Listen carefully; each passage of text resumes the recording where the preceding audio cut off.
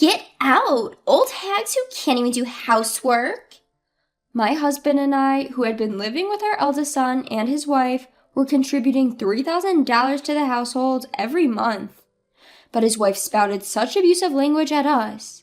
We had been subjected to other forms of harassment from her as well. My husband and I were finally deeply angered. We wanted nothing more to do with such a woman, resolved strongly to take our revenge one day. My name is Susie. At 62, I work part-time while also being a homemaker. I live with my same-aged husband, David. David is a serious and kind office worker, so we have a steady income and never had any big fights. We have a son, Lawrence, who is 32 years old. Like his father, Lawrence is a very kind child who has grown up well. After graduating from university, he got a job at a private company and is working earnestly. And 2 years ago, he got married to a woman named Emily, whom he met at the same company. But, as it turns out, this Emily was an utterly wicked woman. When we first met Emily, she seemed like a serious and sweet woman. Lawrence also told us, she's diligent at work, and she has a good reputation with her superiors. Emily is 6 years younger than Lawrence, and while we were unsure if they could get along well, we thought they would be fine since Lawrence decided to marry her. After their marriage, Lawrence and Emily started living together in a certain apartment. After getting married, Emily said, "I'll take over all the housework for the busy Lawrence," and became a stay-at-home wife. Lawrence seemed to be very grateful for that. "Thanks to Emily doing all the housework, I can focus on the job I love. I'm grateful." My husband and I had no doubt that our son had married a good woman. However, Emily gradually began to reveal her true colors. First, there was a family gathering for the new year where we met Emily. But at first, I didn't recognize that it was Emily. That's because her appearance had drastically changed. The last time I saw her, Emily had black hair and didn't wear heavy makeup. She seemed like a very reserved woman. But now she had transformed into a flashy, pink hair woman. She was wearing noisy bracelets around her wrists and looked very different from the person I had known. My husband, David, and the rest of our relatives were taken aback by Emily's drastic change. At that moment, Lawrence stepped in to mediate. "I'm sorry if we surprised you. I was also shocked when I came home from work one day to find Emily like this. However, she handles all the household chores well, and we have no issues. Besides, Emily is a full-time homemaker. Can we give her a pass?" After hearing that, I felt a sense of relief. Well, if Lawrence is okay with it, then it's fine by me. I was just surprised because Emily looked so different. It's not right to judge people by their appearance, and it's not my place to complain. After I said that, the rest of my family seemed to agree. Later, we all enjoyed drinking together until Emily caused a scene. She got incredibly drunk and started to verbally abuse everyone around her. "Hey, are you defying me? Back in middle school, I once knocked down 3 classmates at once." It seems that she had a bad habit when drunk. She even lashed out at me and David, shouting, "Stop clinging to life unnecessarily, you old nuisances! No one is happy that you're alive." Her words hurt me deeply. There's a line between what's acceptable and what's not, even when drunk. David looked angry, and Lawrence was quite surprised. "Hey, you're going too far, even for a drunken conversation. Apologize," he chided. However, Emily even defied Lawrence. "You dump all the household chores on me, and then you have the nerve to lecture me? A wimpy guy like you, I could take you down in a second." Emily continued her tirade, hurling abuse at everything in sight, causing trouble for everyone. Eventually, she passed out from the alcohol and finally quieted down, but the atmosphere was tense. Everyone was angry at Emily. Then one of the relatives started a conversation. "Emily mentioned earlier about defeating classmates. Was she a former delinquent?" "No, Emily graduated from a public university.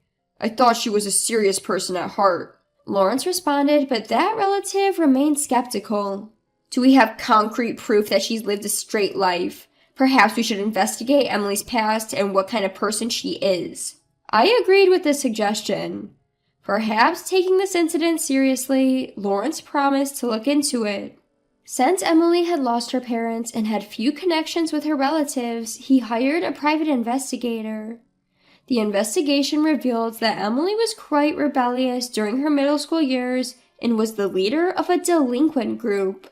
She was such a notorious bad girl that even the famous local hooligans followed her orders. From the time she was in 9th grade, due to the thoughts of her future, Emily started to behave more seriously on the surface. She graduated from a public university, but she never cut ties with her rowdy group of friends. Even now, when Lawrence is away at work, Emily invites these unruly friends over to their house. What's worse, they make such a commotion that it has become a nuisance to the neighbors. Emily was merely concealing her true nature. She was quite the troublemaker indeed. Frustrated by this, Lawrence broached the subject of divorce. However, Emily cried and pleaded, "I'm sorry, I'll become serious from now on. Please forgive me. I absolutely need you, Lawrence. Please don't divorce me."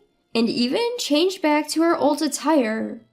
She even took out her smartphone and deleted her friends' contact numbers right in front of Lawrence.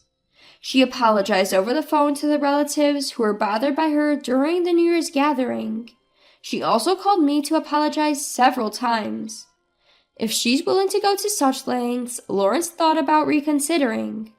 As a result, they didn't divorce and decided to continue their married life. Lawrence is the one married to Emily, and I thought it's not good for parents to interfere too much, so my husband and I decided to respect Lawrence's decision. In fact, when I met Emily again at the family summer gathering, she had become a serious woman. I thought things would be okay like this, but one day, while I was at my part-time job, I lifted a heavy object. The instant I did that, I felt an intense pain in my back, and I couldn't move at all. Other staff members hurriedly took me to the hospital, and it turned out to be a pretty severe case of back strain, so I was told to rest for a while.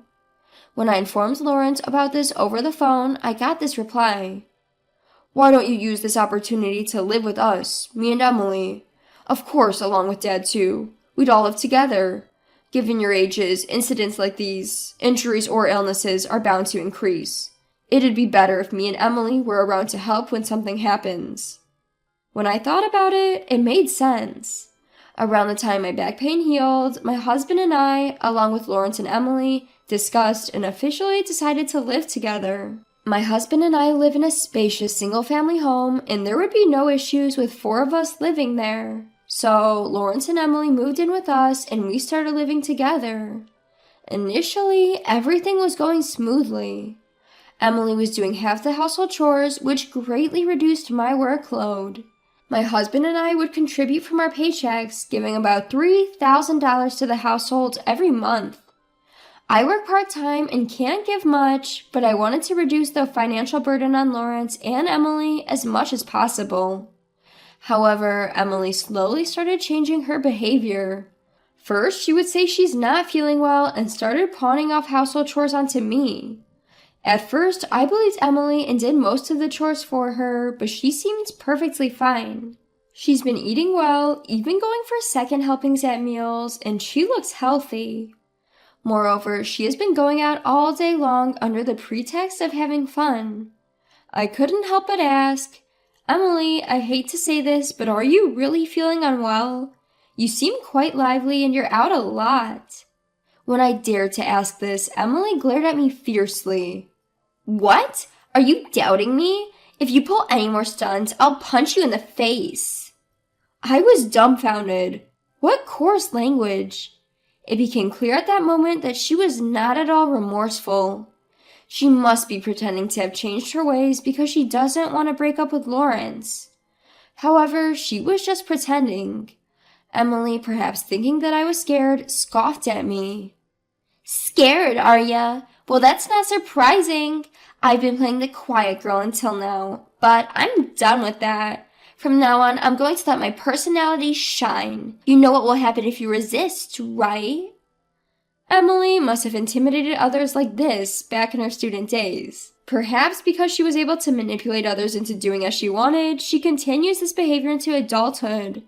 It would be a lie to say I'm not afraid of Emily, but I didn't live 62 years just for show. I won't bow down to the threats of this former gangster. Maintaining a firm attitude, I warned her coldly. If your harassment goes too far, it could become a crime, you know. I'm not your robot to do as you command. I won't just do as you say. If you do something, I won't hesitate to call the police. Emily seemed taken aback by my unexpected response, but she quickly retorted, "Shut up, old hag. I'll never forgive you." Emily's shouting startled David and Lawrence, who came running. They were at home because it was a day off. When I explained the situation briefly, both David and Lawrence frowned. For the moment, it was decided to have a discussion among the four of us. David told Emily, "First of all, apologize to Susie." However, Emily refused to apologize. Instead, she crossed her arms defiantly. "Why do I have to apologize to an old hag? I thought Susie would take care of the housework, so I decided to live together. But my burden hasn't lessened as I thought. It's now the worst. What's wrong with getting angry at a useless old hag who only ages?" David, Lawrence, and I were all dumbfounded. How selfish can she be to move in with such motives? Then Emily said something even more shocking. "No matter what anyone says to me, I won't change. From now on, you all will become my hands and feet. Oh, but I don't need Susie and David. You're old hags who don't even do housework, so get out of the house." Hearing this, I was finally truly angry. I've had enough of this woman. I firmly resolved to take my revenge. My husband seemed to feel the same intense anger. Uncharacteristic for my usually calm husband, his face was flushed with fury. Then he said, "Should we move out now?" Feeling the same urge to distance myself from Emily immediately, I nodded and said, "Yes, let's do that." Then my husband and I quickly packed our stuff and left immediately. Even though we said we were moving, I couldn't take large items like dressers, so we decided to come back for them another day. Lawrence said that he still had things to discuss with Emily, so he decided to stay at the house. My husband and I headed to a cheap business hotel for the time being. We don't own another house, and we didn't want to impose on our friends, so we decided to stay there until we find a new place. The next day, from 8 in the morning, Emily started calling my cell phone. I thought I should ignore it and left it be, but she was so persistent, calling 20 times in just 1 hour. Although I regretted not blocking her calls, I was slightly curious about what she wanted, so I decided to answer just once. "Hello, is this Susie? Actually, I have a favor to ask of you." Emily's voice, sounding all cutesy, came from the other end of the phone. I instantly realized she was up to no good, and to be honest, it was creepy. From serious face to bad girl, now acting all cutesy? I found myself wondering just how many personalities this woman has. One thing for certain, I can't trust Emily no matter what personality she presents. Deciding it was a waste of time to continue this conversation, I simply said no thanks. I hung up, blocked her calls, and blocked her on all messaging apps so she couldn't contact me. My husband, watching my actions, did the same. We, as a couple, decided to permanently ignore all communication from Emily. In the afternoon, this time Lawrence called. "Mom, I've divorced Emily. I left the house early this morning, and I've just submitted the divorce papers. Last night, when I told Emily that I wanted a divorce, she said, 'Try if you can.' So I didn't hesitate and did it." Upon hearing that, I thought my son had made a wise decision. Being with a woman like that would never bring happiness. Instead, I told him that Emily had called, and for some reason, she was acting all cutesy. Lawrence, after hearing this, told me with a look of disgust. "You know, back in her rebellious phase, Emily would act all cute to make up whenever things get awkward with her boyfriend. She's really dumb if she thinks that kind of childish tactic would work now that we're all adults." I completely agreed with him.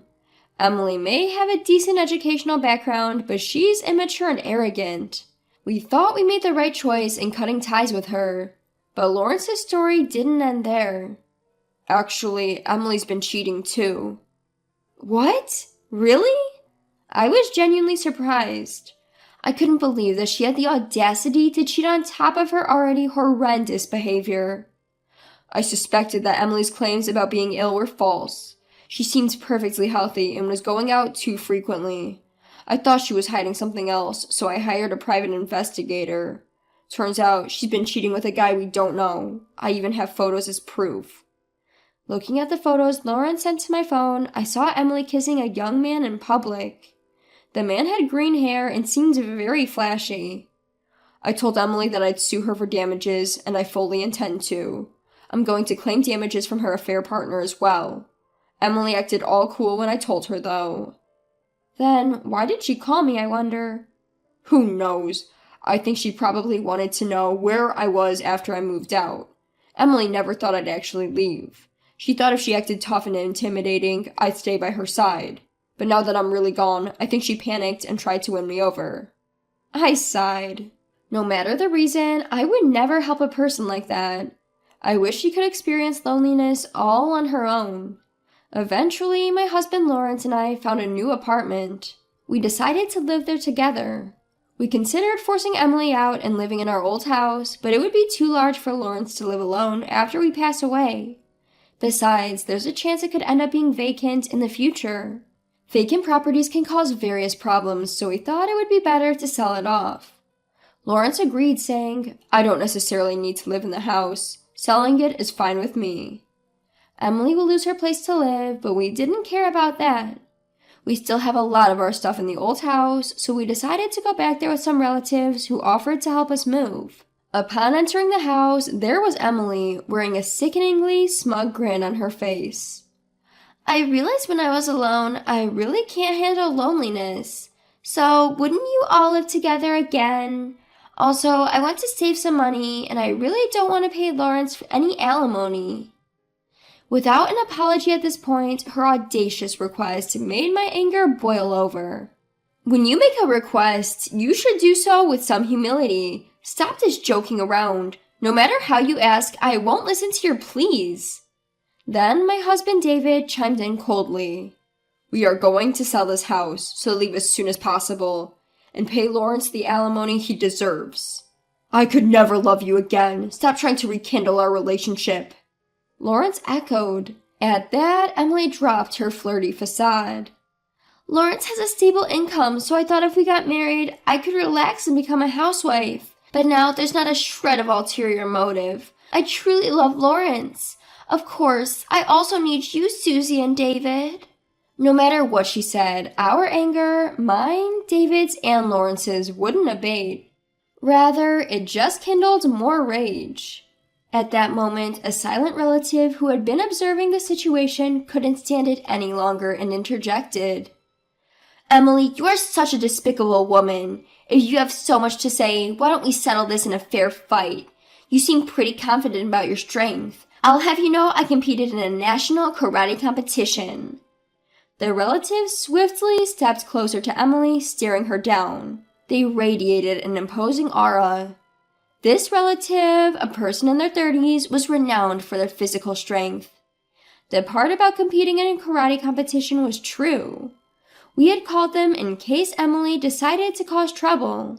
Even Emily, sensing the threatening vibe, whimpered, No, I don't want to fight." "After you move out, never bother Susie and the rest again. You better leave quickly. And before you do, apologize properly," the relative warned in a low voice. Emily, suddenly becoming more understanding, quickly responded, Yes, I understand. I'll leave right away. All my large belongings, I'll leave them all here. I'm really sorry." She groveled, hastily packing up her belongings and leaving. Seeing this, the relative smirked. Emily can only act tough with those she thinks are weaker than her. When faced with someone she perceives as stronger, she becomes a submissive, spineless person, they observed. David, Lawrence, and I, recalling Emily's retreating figure, burst into laughter. With the pest gone, our moving preparations proceeded smoothly, and we managed to relocate to our new home without a hitch. After that, Emily rented an apartment and started living alone. As warned, Lawrence filed a claim for alimony. Perhaps due to the involvement of a lawyer, both Emily and her lover readily paid up. The person she was dealing with was a lawyer, someone who seems to hold significant power, and I suppose that's why she readily agreed. As my relative said, it seems she can't take a stand against someone stronger than herself. Since then, I have had nothing to do with Emily, but I do know what she's been up to. It was reported on the news that she was arrested. Combining the news reports, information I heard from acquaintances, and my own experiences, it seems Emily has led the following kind of life. Firstly, Emily used up most of her savings paying alimony. She planned to remarry the man she cheated with and live off of his income, but he cut off all contact. Left with no other choice, she took a job at a private company, but quickly quit after cursing at her boss. After that, she shamelessly approached me, my husband, and Lawrence at our workplaces asking for money. But the three of us completely ignored her and didn't engage with her at all, so it seems she eventually gave up. She accrued debt and finally ran out of money, and she turned to her old gang for help, but no one seemed willing to lend a hand to the fallen Emily. In a fit of rage, Emily assaulted one of her gang members quite severely and was arrested, ending up in prison. My husband, Lawrence, and I all felt that she got what she deserved.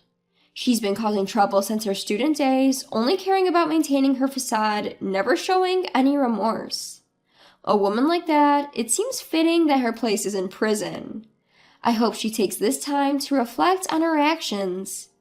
On the other hand, my husband, Lawrence, and I are living peaceful, everyday lives. The three of us are living happily together, and we're even planning to take a trip on our next long weekend. Moreover, cleaning is much easier in our apartment compared to a detached house, and it's conveniently located near the station. I think we made the right decision moving here. We want to continue enjoying our peaceful life as a family of 3.